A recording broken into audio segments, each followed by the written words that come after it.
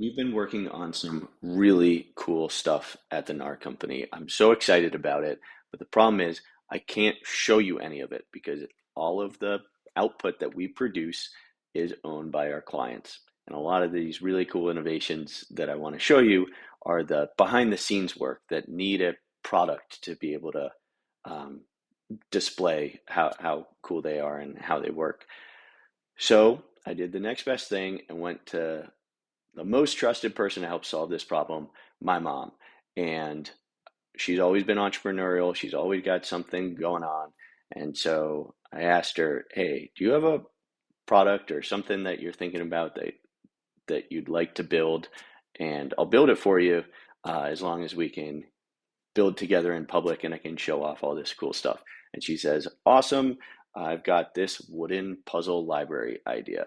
So the background is my mom loves puzzles. She always has. And in particular, she loves these wooden puzzles that have these really intricate pieces and they look really cool. They have more weight to them. The problem is they're more expensive than regular puzzles. And once you do a puzzle a few times, it loses its value to you. And so wouldn't it be great if there was this library where you could exchange puzzles? When you finish one, you can return it and get another one, kind of like DVD era Netflix for puzzles. So I said, awesome, let's talk about it. And we had a conversation for about an hour where I recorded it and transcribed it um, so that I could walk you through the process of this ideate and ignite process. This is a bit streamlined. This is more of a prototype version of it, but it's enough to let me show off these cool tools. Um, so let's get started. To begin with, all I have here is a folder on my computer with this source document, and then it has like our skills and these tools loaded into it, which I'll show you in a minute.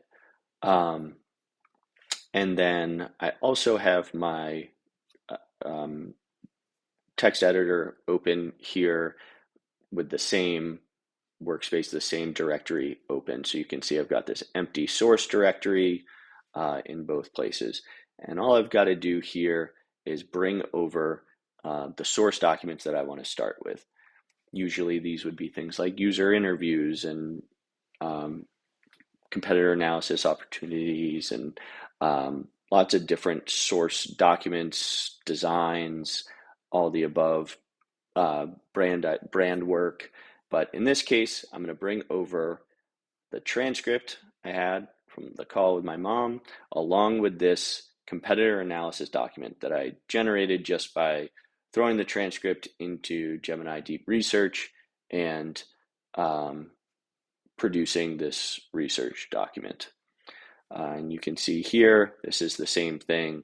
I have this source directory with these two files in it. So now what I need to do is come into Claude Code and I'll just hit /ideate for our ideate skill.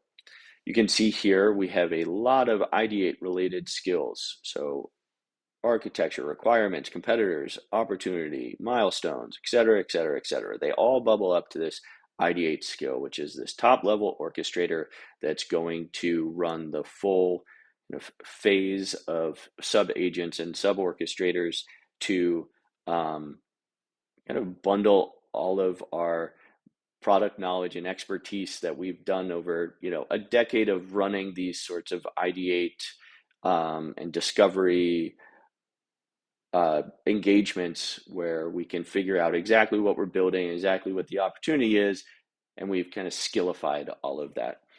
So by running ideate, we're going to target this source directory and pull out just a ton of value from here. And you can see there's it's going to kind of run us step by step through here.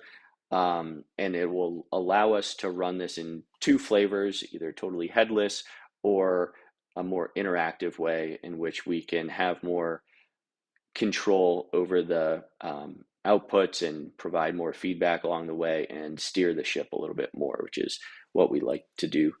But in any case, because I've already done this, I'm going to cheat a little bit, and I'm going to bring in the ID8 directory that was created last time I did this.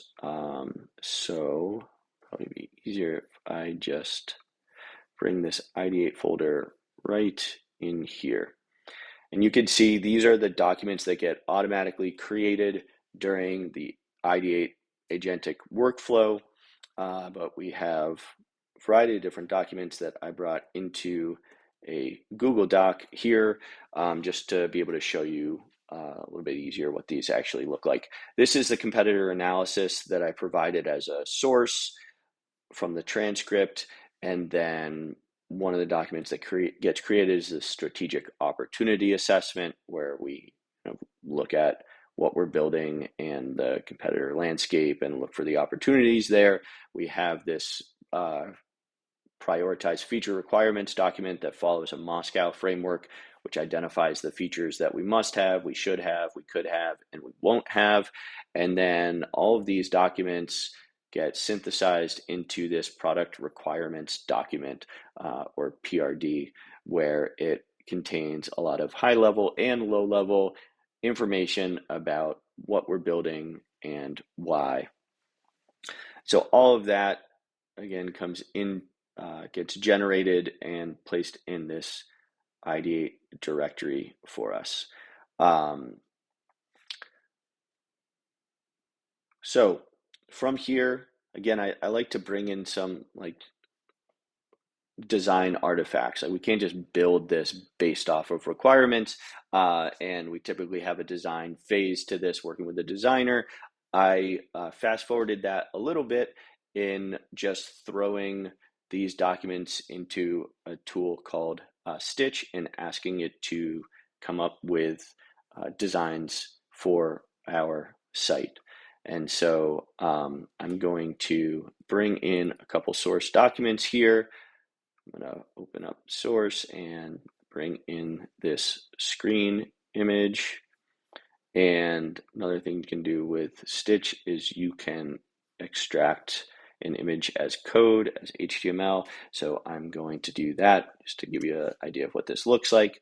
This is one screen that has design suggestion, color, pattern, font, that can give some suggestion to the agent. And again, this is one that is just a fun hobby thing for my mom, so has very little across the board in terms of user interviews and discovery along with design, but you get the idea.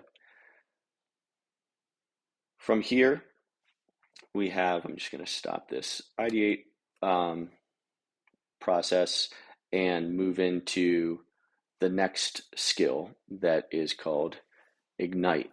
And so Ignite looks for the outputs of the ID8 as inputs, along with other materials like the design files that we put in there.